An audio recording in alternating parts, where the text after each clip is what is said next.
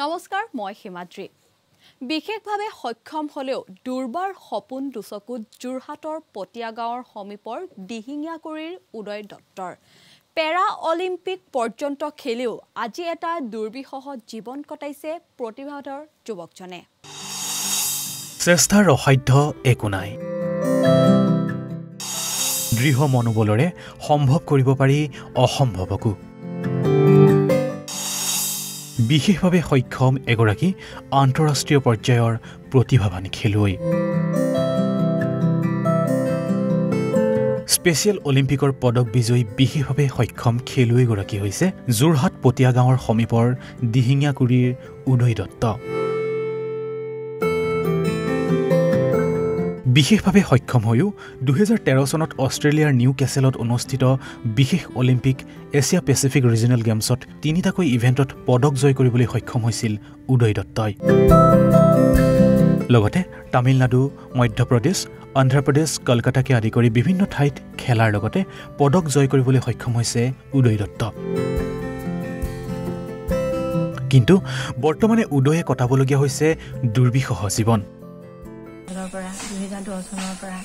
খেল বিভাগত চৰকাৰী বিভিন্ন ঠাইত খেল পৰিদৰ্শন কৰি ডিষ্ট্ৰিক্ট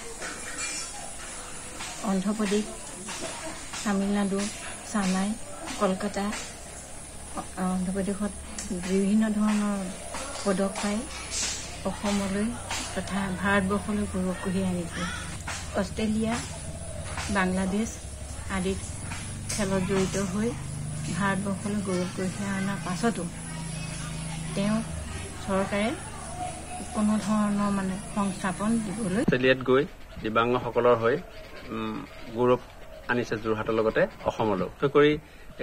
খেলৰ বিভিন্ন নীতি অৱলম্বন কৰিছে এই নীতিৰ মাজত উদয় দত্তই বৰ্তমান দিন হাজিৰা কৰি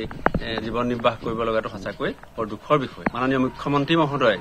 তথা শিক্ষামন্ত্ৰী মহোদয়ক মই এই দৰিদ্ৰ উদয় দত্তক এটা চৰকাৰীভাৱে সংস্থাপন কৰিবৰ বাবে আবেদন জনাইছো 2010 চনৰ পৰাই বিশেষভাৱে সক্ষম ব্যক্তিৰ ৰাষ্ট্ৰীয় ক্ৰীড়া প্ৰতিযোগিতাত ভাগ লৈ ভাৰতলৈ গৌৰৱ কঢ়িয়াই অনা উদয় দত্তক ৰাজ্যৰ ক্ৰীড়া নীতিয়ে আদৰি নোলোৱাটো পৰিতাপৰ বিষয়